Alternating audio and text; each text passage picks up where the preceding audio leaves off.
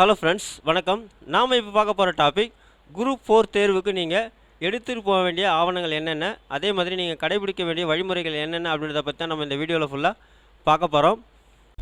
நாம் வீடியோவை பார்க்குறதுக்கு முன்னாடி நீங்கள் இது வரைக்கும் நம்ம சேனலை சப்ஸ்கிரைப் பண்ணலைன்னா மறக்காமல் சப்ஸ்கிரைப் பண்ணிங்க.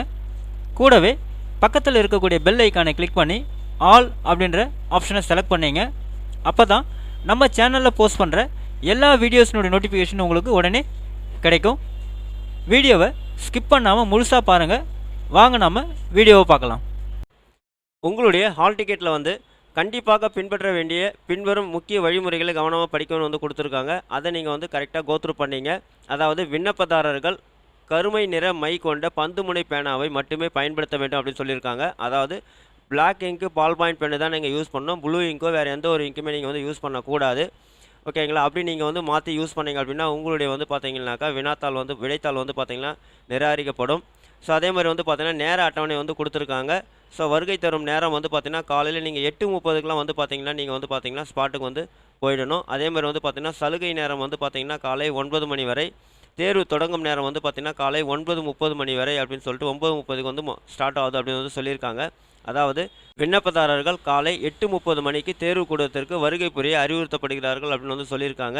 தேர்வு அறையின் இருக்கையில் குறிப்பிடப்பட்டுள்ள பெயர், பதிவு எண் மற்றும் புகைப்படத்தையும் சரிபார்த்த பின்னரே தேர்வர் அவருக்கென்று ஒதுக்கப்பட்ட இருக்கையில் அமர வேண்டும் அப்படின்னு சொல்லியிருக்காங்க. அதாவது நீங்கள் எக்ஸாம் ஹாலுக்குள்ளே போகிறதுக்கு முன்னாடி உங்களுடைய பேர், உங்களுடைய ரிஜிஸ்ட்ரேஷன் நம்பர், உங்களுடைய ஃபோட்டோ எல்லாமே சரிபார்த்ததுக்கப்புறம் தான் பார்த்தீங்கன்னா நீங்கள் உங்களுடைய சீட்டில் போயிட்டு, அதாவது உங்களுடைய பெஞ்சில் நீங்கள் உட்கார முடியும் அப்படின்னு சொல்லியிருக்காங்க. அதே மாதிரி பார்த்தீங்கன்னா விண்ணப்பதாரர்களுக்கு ஓஎம்ஆர் விடைத்தாள் முற்பகல் 9 மணிக்கு வழங்கப்படும் சொல்லியிருக்காங்க. உங்களுக்கான ஓஎம்ஆர் ஷீட் பார்த்தீங்கன்னா 9 மணிக்கு வழங்கப்படும் சொல்லியிருக்காங்க. ஓஎம்ஆர் விடைத்தாள் நிரப்புவது தொடர்பான அறிவுரைகள் 9 மணிக்கு வழங்கப்படும் சொல்லியிருக்காங்க. அதே சமயம் ஓஎம்ஆர் ஷீட் கொடுத்ததுக்கப்புறம் பார்த்தீங்கன்னா ஓஎம்ஆர் ஷீட்டில் நீங்கள் என்னென்ன ஃபில் பண்ணணும் அப்படின்னு சொல்லிட்டு இன்ஸ்ட்ரக்ஷன் பார்த்தீங்கன்னா உங்களுக்கு 9 மணிக்கு வழங்கப்படும் சொல்லியிருக்காங்க. 9 மணிக்கு பின்னர் வரும் தேர்வர்கள் தேர்வு வளாகத்திற்குள் அனுமதிக்கப்பட மாட்டார்கள் அப்படின்னு சொல்லியிருக்காங்க. அதாவது நீங்கள் ரிப்போர்ட்டிங் டைம் பார்த்தீங்கன்னா உங்களுக்கு 8:30 மணி அப்படின்னு சொல்லியிருக்காங்க. அப்படி இருந்தாலும் பார்த்தீங்கன்னா 9 மணிக்கெலாம் நீங்கள் பார்த்தீங்கன்னா உங்களுடைய எக்ஸாமினேஷன் ஹாலுக்குள்ளே ரீச் ஆகிடணும். 9 மணிக்கு மேலே வரவங்களை பார்த்தீங்கன்னா எக்ஸாமினேஷன் ஹாலில் அனுமதிக்கப்பட மாட்டாங்க அப்படின்னு சொல்லியிருக்காங்க. அதே மாதிரி பார்த்தீங்கன்னா 12:45 மணிக்கு முன்னர் அதாவது 12:45 மணிக்கு முன்னர் பார்த்தீங்கன்னா தேர்வு அறையிலிருந்து வெளியேற அனுமதிக்கப்பட மாட்டார்கள் அப்படின்னு சொல்லியிருக்காங்க. இன்கேஸ் நீங்கள் பார்த்தீங்கன்னா உங்களுடைய ஆன்சர், அதாவது நீங்கள் பார்த்தீங்கன்னா உங்களுக்கு எக்ஸாமினேஷன் பார்த்தீங்கன்னா நீங்கள் ஒரு 11:30க்கோ 12 மணிக்கோ நீங்கள் 12:30க்கோ கம்ப்ளீட் பண்ணிட்டீங்க அப்படின்னாலும் நீங்கள் பார்த்தீங்கன்னாக்கா 12:45 வரலும் பார்த்தீங்கன்னா எக்ஸாமினேஷன் ஹாலில் தான் நீங்கள் இருக்கணும்.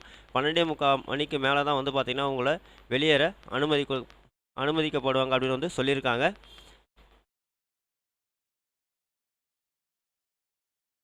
விண்ணப்பதாரர்கள் தேர்வு ஆணையத்தின் இணையதளத்திலிருந்து பதிவிறக்கம் செய்யப்பட்ட தேர்வு கூட அனுமதி சீட்டு ஹால் டிக்கெட், அதாவது நீங்கள் உங்களுடைய ஹால் டிக்கெட்டை டவுன்லோட் பண்ணி வரணும் அப்படின்னு சொல்லியிருக்காங்க.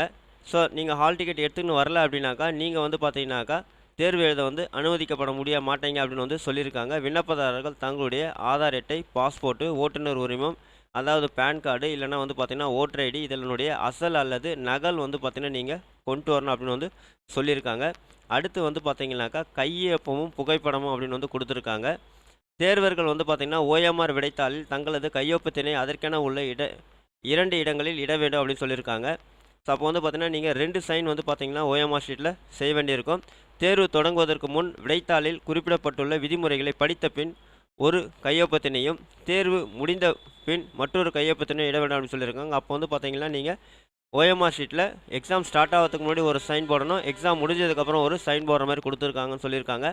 தேர்வு முடிவடைந்த பின் தேர்வர்கள் அவர்களது இடது கை பெருவிரல் ரேகை பதிவினை விடைத்தாளில் அதற்கென உரிய கட்டத்தில் இட வேண்டும் அப்படின்னு சொல்லியிருக்காங்க. ஸோ நீங்கள் 2 சைன் பண்ணுறது மட்டும் இல்லாமல் உங்களுடைய இடது கை கட்டவிரலினுடைய கைரேகை பார்த்தீங்கன்னாக்கா நீங்கள் ஓஎம்ஆர் ஷீட்டில் வைக்கணும் அப்படின்னு சொல்லியிருக்காங்க. மாற்றுத்திறனாளிகளை பொறுத்த மட்டில் அவர்கள் கட்டைவிரல் பதிவை இட முடியவில்லை எனில் அக்கட்டத்தை காலியாக விடலாம் சொல்லியிருக்காங்க. தேர்வு கூட அனுமதி சீட்டில் தேர்வரின் புகைப்படம் அச்சிடப்படவில்லை அல்லது தெளிவாக இல்லை அல்லது தேர்வரின் தோற்றத்துடன் பொருந்தவில்லை என்றால் தேர்வர் தன்னுடைய கடவுச்சீட்டு அளவிலான புகைப்படம் ஒன்றினை ஒரு வெள்ளை காகிதத்தில் ஒட்டி அதில் தனது பெயர், முகவரி, பதிவு எண்ணை குறிப்பிட்டு முறையாக கையொப்பமிட்டு தேர்வு கூட அனுமதி சீட்டின் ஒளிநகல் மற்றும் ஆதார் அட்டை, பாஸ்போர்ட்டு, ஓட்டுநர் உரிமம், பேன் கார்டு ஓட்டர் ஐடி அப்படின்னு சொல்லிட்டு இவற்றில் ஏதாவது ஒன்றுடைய நகலில் இணைத்து வந்து பார்த்தீங்கன்னாக்கா அதனை தலைமை கண்காணிப்பாளரிடம் சரிபார்க்கப்பட்டு மேலப்பும் விடும் பொருட்டு சமர்ப்பிக்க வேண்டும் அப்படின்னு வந்து சொல்லியிருக்காங்க. இன்கேஸ் உங்களுடைய ஹால் டிக்கெட்டில் உங்களுடைய ஃபோட்டோ வந்து சரியாக இல்லை ஃபோட்டோவே இல்லை மிஸ்மேட்ச் ஆகுது அப்படின்னாக்கா நீங்கள் வந்து பார்த்திங்கன்னா ஒரு ஒயிட் ஷீட்டில் உங்களுடைய பாஸ்போர்ட் சைஸ் ஃபோட்டோகிராஃபை ஒட்டி நீங்கள் வந்து உங்களுடைய பேர் அட்ரஸ்ஸு உங்களுடைய பதிவு எண்ணை வந்து நீங்கள் அதில் தெளிவாக எழுதி அதில் நீங்கள் வந்து பார்த்திங்கன்னா கரெக்டாக கையொப்பமிடணும். இடத்துக்கப்புறம் வந்து பார்த்திங்கன்னா தலைமை கண்காணிப்பாளர் வந்து பார்த்திங்கன்னா காமிச்சு அதை வந்து சரிபார்க்கப்பட்டு அவர் கையெழுத்து போட்டதுக்கப்புறம் வந்து பார்த்திங்கன்னா நீங்கள் கொண்டு போய் சமர்ப்பிச்சிங்கன்னா அது வந்து செல்லும் அப்படின்னு வந்து சொல்லியிருக்காங்க. OMR விடைத்தாள் மற்றும் வினா தொகுப்பு ஆகியவற்றில் குறைபாடு ஏதேனும் இருக்கிறதா என சரிபார்க்கப்பட்ட பின்னர் விண்ணப்பதாரர் வருகை தாளில் தனது பெயர் பதிவெண் உள்ளதை உறுதி செய்து அதில் தன்னுடைய வினா தொகுப்பின் எண்ணையும் குறிப்பிட்டு கையொப்பத்தினை இட வேண்டும் சொல்லியிருக்காங்க.